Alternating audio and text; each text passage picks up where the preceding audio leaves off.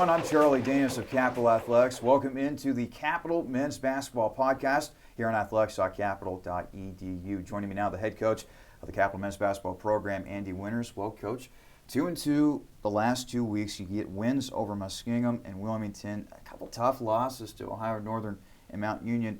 And despite a below 500 record here so far in the year 2016, you still got the 4th seed. That has to be something positive going forward. Yeah, I think talking with our guys, the losses all have similar themes, and it's getting down early.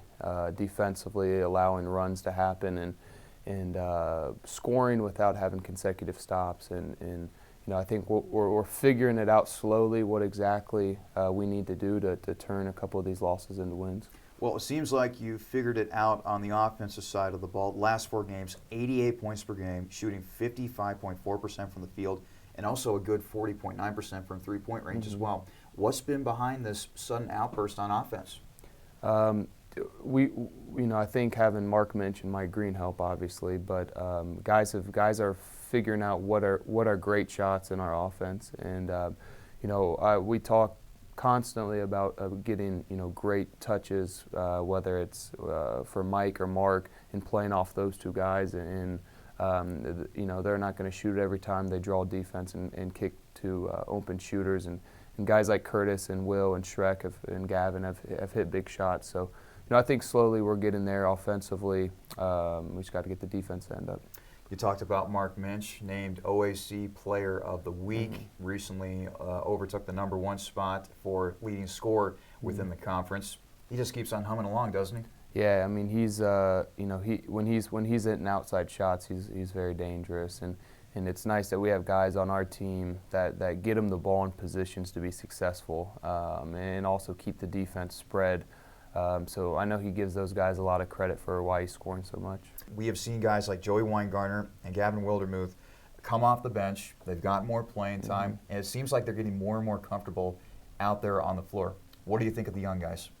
Yeah, Joey, he missed half the season because of transferring in. You can tell he's finally getting back into the shape he needs to get to. He's understanding. I'm excited for him for this final stretch of our season because in practice he's starting to play very well, and just carrying that over to a game, he'll be fine. And then Gavin, someone like them who doesn't play some games and plays 25 minutes other games.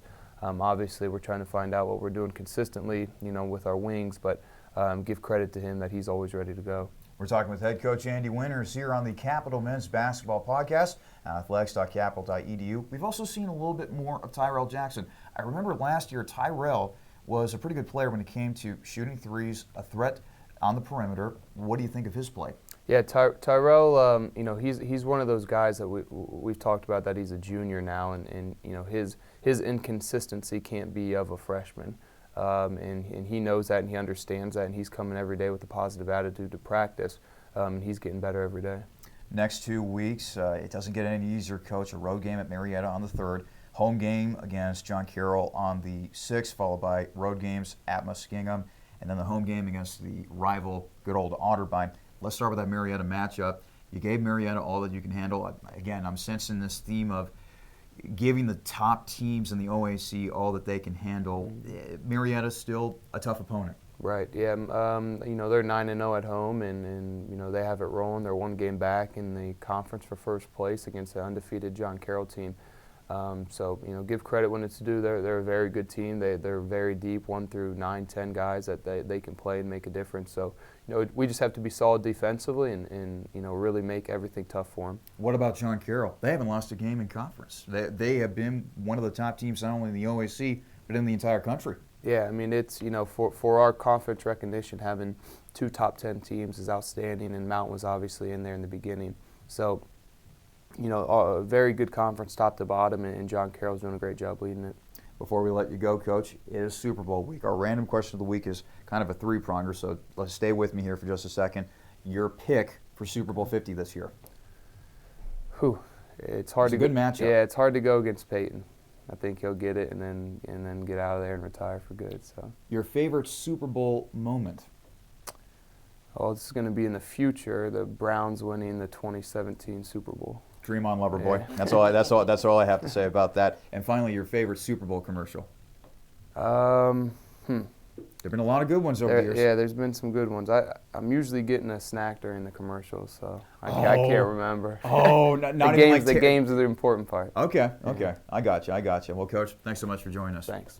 Andy Winters joining us here on the Capital Men's Basketball Podcast. Coming up, part 2 of the podcast, we'll be talking with senior guard Mark Minch. For more, go to athletics.capital.edu. I'm Charlie Danis. We'll see you next time.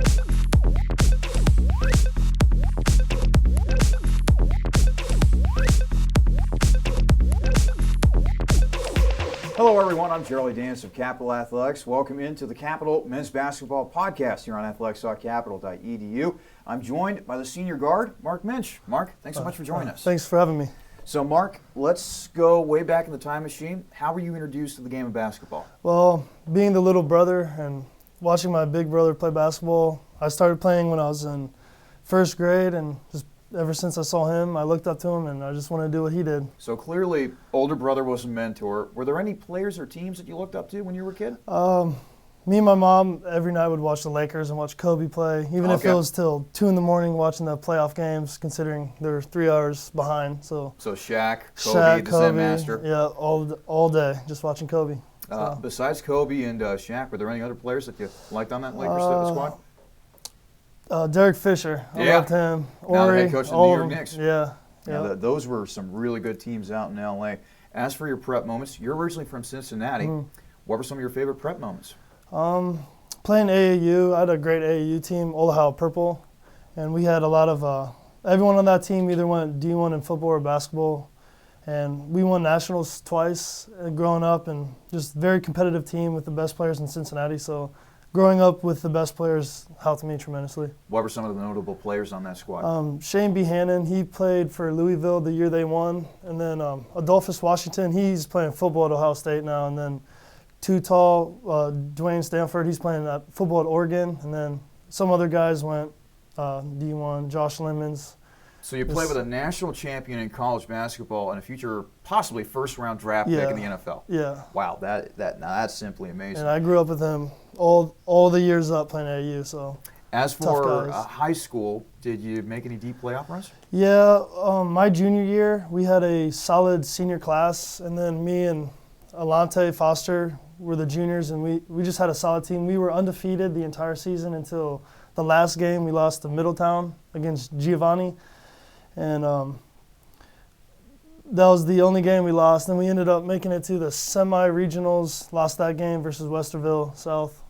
So we made it up to Columbus. Okay, well that's pretty cool. You end up going to Ohio Dominican, play there for a couple years, and then you ultimately come here to Capital. When you were starting the transferring process, looking for different schools, what led you to Capital? Coach Winters was at Ohio Dominican along with Coach Court. So I knew I had ties with them, and they recruited me hard to come to Capital. And I knew Coach Goodwin was a great coach and had a lot of years here. And being in Columbus, I just wanted to stay local to this area. We're talking with Mark Minch here on the Capital Men's Basketball Podcast on athletics.capital.edu. Mark, what a season it's been for you. 22.6 points per game. That's best in the OAC. But you're shooting 56.8% from the field, 5th best in the OAC. You're not just an inside guy. Occasionally you pop it from 3 every once in a while. Did you do anything special this offseason to get ready for this season? No, I did. I worked as hard as I did every other year, and just moving down from D2 to D3, the transition was pretty easy, less athletic people to go against, so it's kind of easier to do what I want basically on the court. Again, the leading scorer in the OAC. What does that mean to you? I mean, it's awesome. It's a great thing to look back and know that I'm doing, but I just want to get the ring. I just want to get some wins. One thing that's really struck me about your game this year as a guard, you have so many different moves that you employ, particularly when you get down on the post, twisting and turning and passing out of traffic. Where do you learn all those moves? Just playing my whole life, just watching everyone play, just natural instinct, really. Just whatever move I decide, it just happens quickly without me even thinking twice, really.